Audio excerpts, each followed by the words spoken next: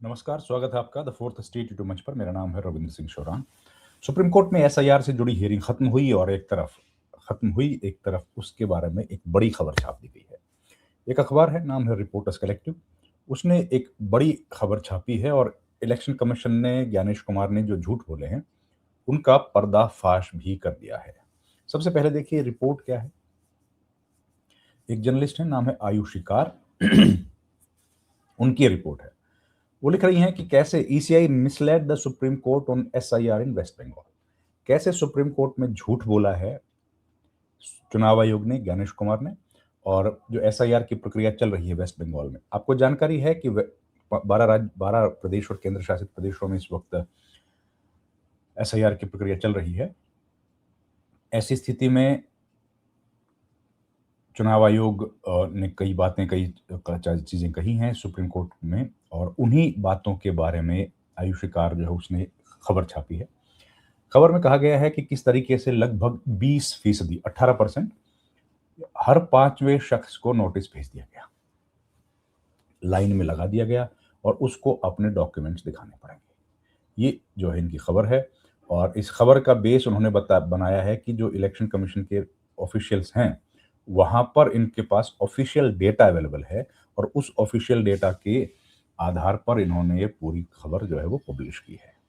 तो ये एक बड़ी खबर है, बड़े ब्रेकिंग न्यूज़ है। इलेक्शन कमीशन को किस तरीके से एक्सपोज किया गया है, इस खबर में जानकारी जो दी गई है वो आपको मैं बताऊं। और ये खबर बिल्कुल हिला देने वाली खबर है कि 1.5 करोड़ लोग लाइनों में लगा दिए हैं। जो अखबार है उसका कहना है कि उन्होंने ऑफिशियल रिकॉर्ड्स देखे हैं, इंटरनल डेटा देखा है ईसीआई वेस्ट बंगाल का, और उन्होंने देखा कि कैसे ईसीआई वेस्ट बंगाल जो है उसने, ईसीआई जो वेस्ट बंगाल में है उसने ओवरसॉ किया, उसने देखा ही नहीं फंक्शनिंग। जो इनका सॉफ्टवेयर एप्लीकेशन है वो कैसे अपनी मर्जी से अपने आप नोटिस भेज देता है, और नोटिस भेजने के बाद ईआरओ के पास उसको कैंसिल करने का तरीका ही नहीं है, और वो उसको फिर एक बार जनरेट हो गया तो उसको सेंड करना पड़ता है। तो ECI had misled the Supreme Court. It told the court there is no automated generation of notices. देखिए, कोर्ट में कहा था कि हमारे पास सब मैनुअल होता है, हम लोग व्यक्तिगत तौर पर उसका सुपरवाइज करते हैं और उसके बाद उसको भेजते हैं। इनका कहना है कि there is no automate court में बोला कि there is no automated generation of notices, और every notice has been signing, मतलब और जो ईआरओज हैं दे साइन एंड माफ कीजिएगा, वो लोग साइन करते हैं और उसके बाद ये नोटिस जो है वो भेजा जाता है। तो कितना देखिए आप कैसी खबर आई है, ये खबर कितनी स्पष्ट है, और कैसे एप्लीकेशन ऑफ माइंड नहीं लगाया, मतलब एप्लीकेशन ऑफ माइंड की बात करते हैं और हकीकत में है नहीं ऐसा। तो EROs are the constituency level officials, आप जानते हैं, who hold the power and the responsibility to prepare, update and revise electoral rolls for an assembly constituency. Election commission ने कहा कि process and method of by which rolls are updated वो चुनाव आयोग set करता है। EROs and not the ECI, देखिए, EROs and not the ECI are alone empowered to finalise voter list based on these regulations. और उन regulations का हवाला दिया गया लेकिन हकीकत में उनको फॉलो नहीं किया गया। इनकी जो इन्वेस्टिगेशन वो कहती है कि इलेक्शन कमीशन का जो क्लेम था उससे ठीक उल्टा चल रहा है। जो वेस्ट बंगाल में नोटिस हैं वो जनरेट किए गए हैं centralised and untested algorithms for cases, the ECI termed as logical discrepancies. Logical discrepancies की बात की। ER is forced to review thousands of such cases every day, where each left with no choice but to profoundly sign on tens of thousands of notices to citizens within 2 weeks. Then मतलब इतने सारे लोगों की नागरिकता कागज जांच करने के लिए 18% लोगों का 1.5 करोड़ के आसपास है। ECI digitized the paper records of 2002 voter list. Most of them records were in Bangla. They were translated into English by computers through untested algorithms. Algorithm नहीं पता क्या है, उससे किया। ECI then used other algorithms to compare digitized versions of the 2002 list. West Bengal CEO के office ने internally acknowledge किया that the software protocol rushed midway through the revision exercise. देखिए, पहले नहीं थे, एक्सरसाइज जब शुरू हो गई तब इसको इंट्रोड्यूस किया गया। एक के बाद एक इलेक्शन कमीशन के झूठ पकड़े जा रहे हैं। ज्ञानेश कुमार जिस तरीके से लोगों को भ्रमित कर रहे हैं, वो सारी चीज़ें स्पष्ट हो गई और कैसे एक के बाद एक लगातार जो खबरें आ रही हैं वो उनको एक्सपोज कर रही हैं।